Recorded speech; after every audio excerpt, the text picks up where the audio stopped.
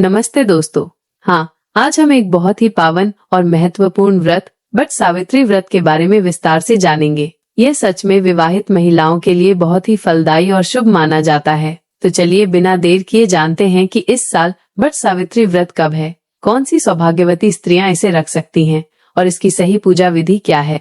जैसा कि आपने बताया, वट सावित्री व्रत हर साल ज्येष्ठ मास की अमावस्या तिथि को मनाया जाता है। इस वर्ष पंचांग के अनुसार अमावस्या तिथि का आरंभ 26 मई को दोपहर 12:11 बजे होगा और इसकी समाप्ति 27 मई को सुबह 8:31 बजे होगी। यह दिन सचमुच विवाहित महिलाओं के लिए अत्यंत विशेष है। इस दिन पत्नियां अपने पति की दीर्घायु और खुशहाल जीवन के लिए बरगद के पेड़ वट वृक्ष की श्रद्धा पूर्वक पूजा करती हैं। यह व्रत मुख्य रूप से विवाहित महिलाओं के लिए ही है। वे अपने जीवन साथी की लंबी आयु और उत्तम स्वास्थ्य की कामना से इसे रखती हैं। इस व्रत को केवल वे महिलाएं कर सकती हैं जिनके पति जीवित हैं। अविवाहित कन्याएं इस व्रत को नहीं रखती हैं। यदि किसी महिला के पति अस्वस्थ हैं, तो भी वो उनके शीघ्र स्वास्थ्य लाभ के लिए यह व्रत कर सकती हैं। वट सावित्री व्रत के दिन वट वृक्ष की पूजा करने की विधि इस प्रकार है। 1. सबसे पहले पवित्र वट वृक्ष के पास जाएं और उसे आदर सहित प्रणाम करें। 2.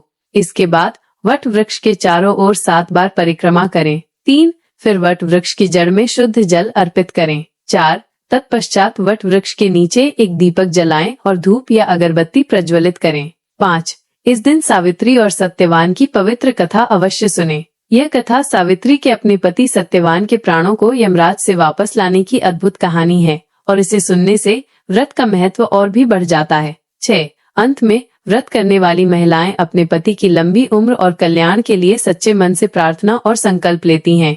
व्रत के दौरान कुछ बातों का ध्यान रखना भी आवश्यक है। खाली पेट न रहें। व्रत के दौरान अपने स्वास्थ्य का ध्यान रखें। लंबे समय तक भूखे रहने से बचें, क्योंकि इससे शारीरिक कमजोरी आ सकती है। आप चाहें तो फलाहार कर सकती हैं। व्रत तोड़ना न भूलें। यदि आपने संकल्प लेकर ये व्रत रखा है, तो इसे विधि पूर्वक पूर्ण करना बहुत महत्वपूर्ण है। यदि किसी अपरिहार्य कारण से आपको व्रत तोड़ना पड़े, तो बाद में इसका पुनः आयोजन करें। झगड़े या विवाद से बचें। इस पवित्र दिन किसी भी प्रकार के वाद विवाद या कलह से दूर रहें। यह दिन सकारात्मक ऊर्जा और शांति का प्रतीक है। साधु संतों का सम्मान करें। यदि पूजा के दौरान कोई साधु या संत दिखाई दे, तो उनका आदर करें और उन्हें यथाशक्ति दान दें। उनका अनादर न करें।